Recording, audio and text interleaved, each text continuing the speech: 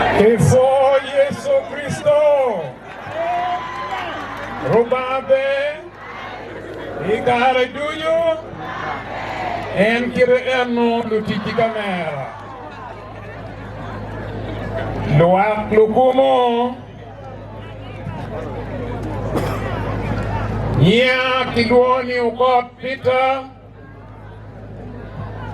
Atila member mi parliament mai ya Joli, Maluak mi Tochi ayeu chwali parliament.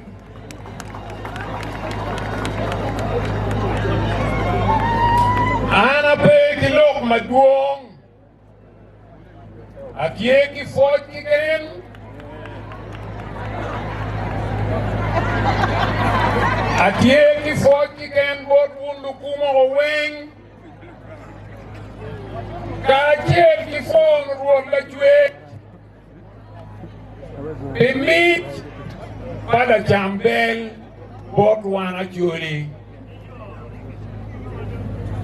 Niagi kum la jambel Kitich ma eno tiyo Wero lukiem wa munu nungul wenyu kem Hiche kakamotin Bien keno dugi kumgi Kipi meno, wapiru kigen, ki waket chwinywa, ikimo kiken mawan watimo. Peiba ni ko ibit professor, kawere kim gimo. Peiba ni ke ibit la choka wimoy, kawere kim gimo. Wan ni wing, watwero timo gimo, makela duki, ikwowa, kachien. Ki kwa palwa. Kai nene evangeli pala chambel. Ugiri sini ya 3. Ento biruka ketu chwinye. Ijimi weng ma entimo. Jomagu kwani yue mai. Tutuale. Iklas mi mwaga libario. Kaboro.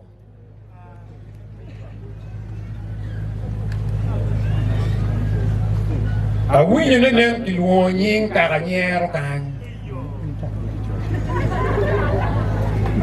UMI yung logistic program magiluo jomati notable. Jomanen kitich. Mepio kafonyo lutino. Igini we are postgraduate lutino. We are po kakanyero bekikske lufonyo wa. Ikidni biyachara. So, la jambel kiluo. Ubiru ka loki lutino mi postgraduate. Wachiwani Jimmy wing ma energy ma beju ni. Itimu piketu chwinye, ikimo kiken ma eritimu. Chiu mini walo kachel, ikar magitika chero, karwate, ipisto. Wachi the late world na uchora, unomiru donyi digi karege.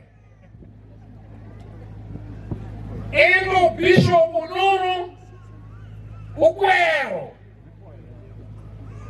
Chi kimi loko jimi weki kwanya rege kiduok chen Yubo chero tiero Ki bug Endo i bug enuni Unumugati bene ki ye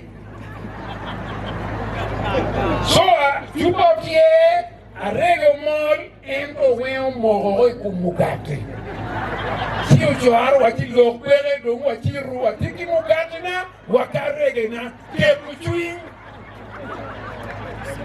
Kepu chwing uchoaro Chero baa mugati baa Uno betila mako mo